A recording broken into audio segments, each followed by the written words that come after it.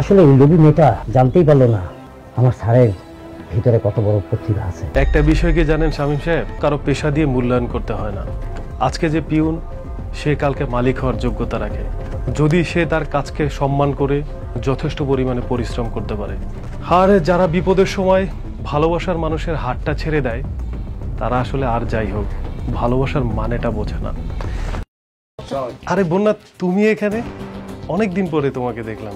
তা কেমন আছো তুমি? আমি তো ভালো আছি, কিন্তু তুমি এই অফিসে কি করো? আমি আসলে এই অফিসে পিয়ন নাকি দারোয়ান, কোনটা? ছোটখাটো পোস্ট হওয়াটাই স্বাভাবিক। তোমার মতো দোকানদারের ছেলে আর এর থেকে বেশি কি ডিজার্ভ করে বলো? লুজার। আচ্ছা ছাড়ো আমার কথা, বললে না যে তুমি এখানে কেন এসেছো? আমার হাজবেন্ড এই অফিসে জব করে, আমি সামনের রাস্তা দিয়ে যাচ্ছিলাম তো ওর সাথে দেখা করতে এসেছি। ও আচ্ছা, এটা তো খুব ভালো কথা। আচ্ছা আমি কি জানতে পারি তোমার হাজবেন্ড কোন পোস্টে জব করে? আমার হাজবেন্ড এই অফিসের ম্যানেজার। সত্যি তাই? হ্যাঁ, খুব অবাক হলে মনে হয়। অবাক হওয়ারই বা কথা, কোথায় পিয়ন আর কোথায় ম্যানেজার। হ্যালো কামরুল সাহেব, আপনি একটু মালগুলো ডেলিভারি দেওয়ার ব্যবস্থা করুন। হ্যাঁ আচ্ছা আচ্ছা ঠিক আছে। হ্যাঁ ঠিক আছে, তুমি কখন আসলা? এই তো কিছুক্ষণ আগে আসলাম। ও তো আসবা, তো ভিতরে যাবে না? হ্যাঁ স্যার, আপনি আপনি তো সেই কখন বেরিয়েছেন, এখন এখানে দাঁড়িয়ে আছেন? আপনি তো এতক্ষণে বাসায় চলে যাওয়ার কথা।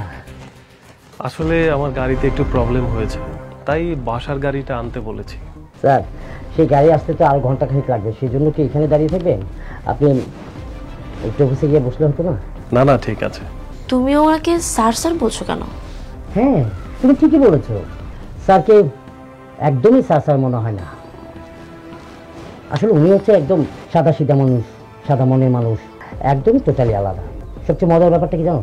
উনি যে এই অফিসের এমডি, কেউ বুঝতেই পারে না, ওনাকে দেখলে মানুষ বুঝতে পারে না। আসলে ওনার ভিতরে তো কোনো অহংকার নেই।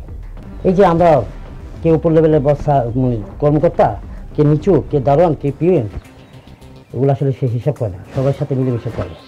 এই জন্যই তাকে স্যার স্যার মনে হয় না।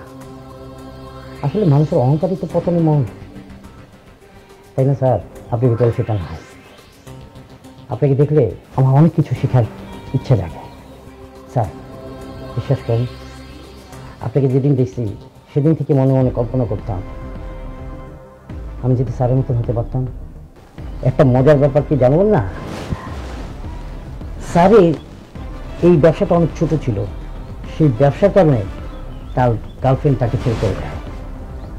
আসলে এই লোভী মেয়েটা জানতেই পারলো না আমার স্যারের ভিতরে কত বড় প্রতিভা আছে।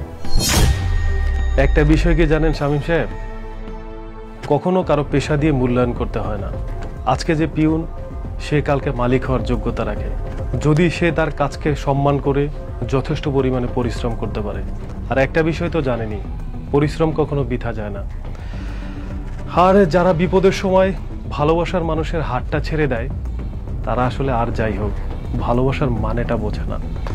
ভালোবাসার জন্য যুদ্ধ করতে হয়, সেটা হোক পরিবারের সাথে, সেটা হোক বাস্তবতার সাথে। আর যারা শেষ পর্যন্ত টিকে যায়, তারাই সাকসেস। আর আমাদের প্রত্যেকটা মানুষেরই উচিত ভালোবাসার মানুষের হাতটি ধরে তাকে প্রেরণা দেওয়া। এই মেয়েটার জন্য আমার খুব আফসোস হয়, করুণা হয় যে আপনার মতন একটা মানুষটা হয়ে যাচ্ছে। আফসোস তো আমারও হয়, কিন্তু তাকে কখনো আমি অভিশাপ দেইনি। আমি চাই সে ভালো থাকুক। একটা বিষয় কি জানেন শামীম সাহেব, পৃথিবীর সবকিছু পুরাতন হয়ে গেলে ভালোবাসা কখনো পুরাতন হয় না। যাই হোক, আপনারা কথা বলুন, আমি তাহলে আসি।